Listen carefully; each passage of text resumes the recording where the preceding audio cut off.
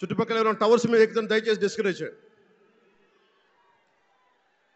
JP ventures పేరు మీద జగన్ బినామీలు దాదాపు 40,000 కోట్ల స్కామ్ ఇసుక దోచేశారు. అందరూ అడిగిన వాళ్ళని కిషన్ అనే రిపోర్టర్ని చిత్తూరులో చంపేశారు.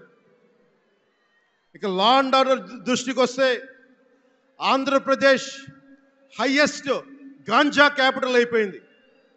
New drug capital of India అయిపోయింది ఆంధ్రప్రదేశ్. రాజ్యసభ హోంశాఖ సహాయ మంత్రి శ్రీ అజయ్ కుమార్ మిశ్రా గారు 2019 ఒక ప్రశ్నకి సమాధానంగా 2019-2021లో 30,196 ఆడవాళ్ళు అదృశ్యమయ్యారని చెప్పి స్వయాన రిపోర్ట్ చేశారు.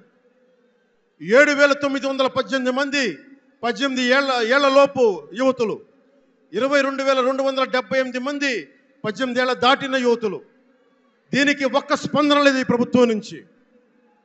ఒకవైపు ఆత్మనిర్భర్ భారత్గా, సెల్ఫ్ రిలయంట్ భారత్గా ఎక్కడి నుంచో విదేశాల నుంచి వచ్చిన సంస్థలు భారతదేశానికి వస్తుంటే ఆంధ్రప్రదేశ్కి రావాల్సిన సంస్థలు పారిపోతూ ఉన్నాయి. 2,200 కోట్ల పెట్టుబడితో సంస్థ హైదరాబాద్ తరలిపోయింది. Amar Raja, Franklin Templeton, Reliance Electric unit ఇవన్నీ ఈరోజు వెళ్ళిపోయినాయి ఆంధ్రప్రదేశ్ నుంచి. పారిశ్రామిక ప్రగతి ఒకప్పుడు 2019లో 10.24% ఉండగా ఈ రోజున 3 చేసి మీరు అందరూ మైక్ సెట్ మీద పడకుండా దూరంగా వెళ్ళండి. అందరూ దయచేసి మీ ఉత్సాహం రాష్ట్రం వైపు చూపించండి, దేశం వైపు చూపించండి. మైక్ సెట్ మీద పడితే మనకి మాట్లాడటానికి ప్రధానమంత్రి గారు విలువైన మెసేజ్ ఇస్తారు. దానికోసం మైక్ మీద పడకుండా, కన్సోల్ మీద పడకుండా దయచేసి అందరూ అక్కడున్న యువకులు అందరూ దయచేసి ఒత్తిడి చేయకుండా వెనక్కి వెళ్ళండి. ఆంధ్రప్రదేశ్ నెగిటివ్ గ్రోత్ పోతా ఉంది.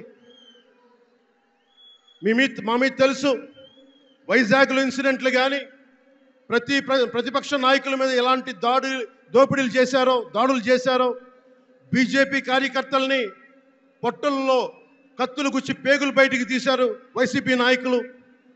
వైఎస్ వివేకానంద రెడ్డి గారిని మర్డర్ చేయించిన ప్రభుత్వం ఇది. సిబిఎన్ గారిని ఇబ్బంది పెట్టిన ప్రభుత్వం అరెస్ట్ చేసి నన్ను స్వయాన అనేక పర్యాయాలు అడ్డుకున్న ప్రభుత్వం ఇది. ఈ ప్రభుత్వం పోవాలి. ఈ ప్రభుత్వం పోవాలంటే ఒకటే, డబ్బులు పెరిగిపోయిన జగన్కి ఎవరు అడ్డు ఆపు లేరు, నేను ఏదైనా చేయగలను అనుకుంటున్నాడు. రావణాసురుడు కూడా ఒకటే అనుకున్నాడు, నా చుట్టూ బంగారంతో కట్టిన లంక ఉంది, వజ్రాలతో వైడూర్యాలతో ఉన్న పుష్పక విమానం ఉంది, ధీరులు సూరులు మంది మార్బలం ఉన్నారు అనుకున్నాడు. నన్నేం చేయగలడు అనుకున్నాడు.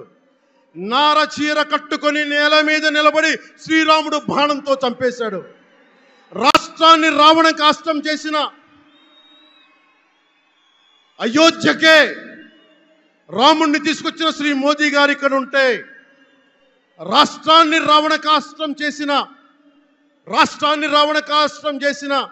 చిటికిని వేలంత రావణాసురుణ్ణి తీసేయడం అంత కష్టమా? నేను తాడేపల్లిగూడెం సభలోనే చెప్పాను, ఇక్కడ నుండి నేను దేవదత్తం పూరిస్తున్నాను అని. అర్జునుడు పూరించిన శంఖం దేవదత్తం అంటే నేను దేవదత్తం అన్నాను, కానీ పాంచజన్యం అనలేదు. అది పూరించాల్సింది ద్వారకలో ఉన్న శ్రీకృష్ణుడే. అక్కడి నుండే మోదీ గారు పాంచజన్యాన్ని వచ్చిన మోదీ గారు, గుజరాత్ ద్వారక నుంచి వచ్చిన శ్రీ మోదీ గారు ఈ కురుక్షేత్ర యుద్ధం కోసం పాంచజన్యాన్ని పూరిస్తారు. ఇక్కడ జరగబోయే ఎన్నికల కురుక్షేత్రం, ఈ యుద్ధం ఫలితం ధర్మందే విజయం, పొత్తుదే గెలుపు, కూటమిదే పీఠం. ధర్మందే విజయం, పొత్తుదే గెలుపు, కూటమిదే పీఠం. జై హింద్.